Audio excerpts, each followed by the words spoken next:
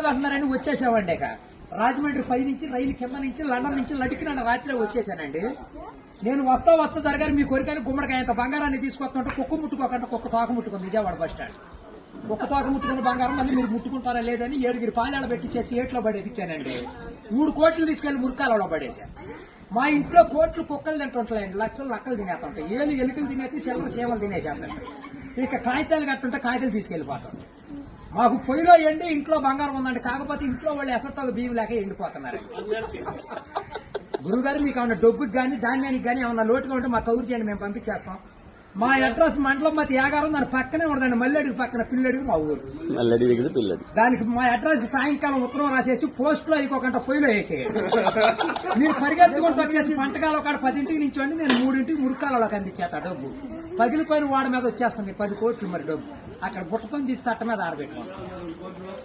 అప్పుడు నేను చదువులో కాడ బాగా పాస్ అయ్యామండి. నేను చదువు సంకల వరకు చదివానండి, గుడుంతాలు గుండెల దాకా వచ్చేసి పాఠాలు పాదాల వరకు వచ్చేస్తే ఇంగ్లీష్ ఈదులు అమ్మడ పరిగెట్టేసింది. చదువు ఎక్కువైపోయి అబ్బాయి గారి సంతకం పెడతాం మర్చిపోయాను. సోనియా గాంధీ గారి దగ్గరికి వెళ్ళి ఉద్యోగం అడిగానండి. రాత్రి రాజీవ్ గాంధీ గారు రాసిచ్చారు, ఈ ఊళ్ళో ఉద్యోగం ఎక్కడైతే సంతకాలు చేసే పని ఉండదు.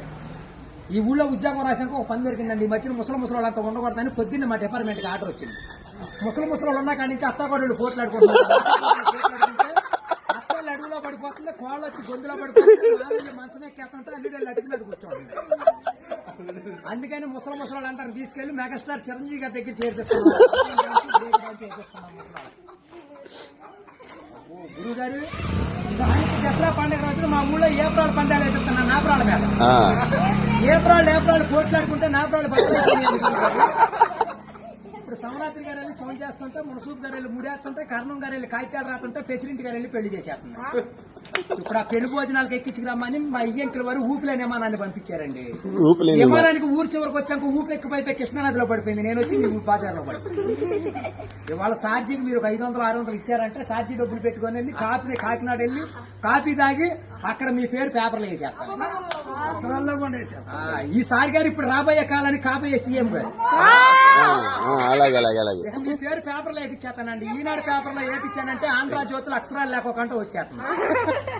చదువుకున్నోడు చదువుకోవచ్చు, చదువులేనోడు చదువుకోవచ్చు. దొరగారు మన ఊరంతా ఖాళీగా ఉందని సాయంకాలం మన ఊరు కాలువలో కరువు మీటింగ్ పెట్టిస్తున్నాం, మీరంతా కాడ వచ్చేయండి. ఇప్పుడు కాలువలో కరువు మీటింగ్ పెట్టించి నూతులో టిక్కెట్లు ఇప్పించి ఏట్లో సినిమా చూపించి బుడమెట్లో చూపిస్తున్నా బురకట్ట. అక్కడ నీటి మీద తామరాకులు వేసి తామరాకుల మీద కుర్చీలు వేసి కుర్చీల మీద కూర్చోబెట్టించి మనిషికి 50,000 లోన్ ఇప్పించారు. 50,000 లోను